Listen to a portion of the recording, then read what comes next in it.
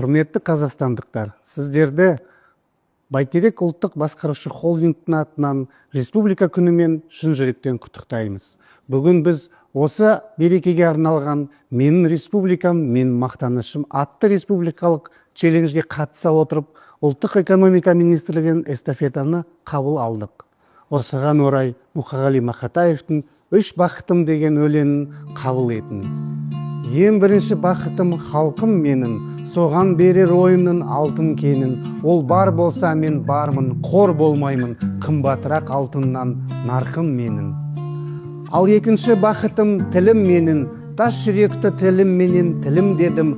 Кейде дүниеден төнілсем де, қасиетті тілімнен төнілмедім.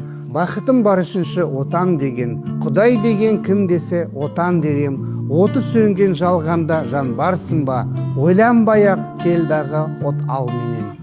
Үш бірдей бақытым бар алақанда, менің мұндай бақытты жаратар ма?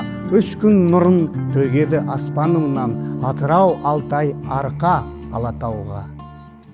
Құрметті достар, республика күн қарсаңында әр шаңыраққа амандық, бірлік пенен береке тілейміз. Еліміз аман, халқымыз бай қуатты болсын. Мереке құтты болсын, қадірлі ағайындар.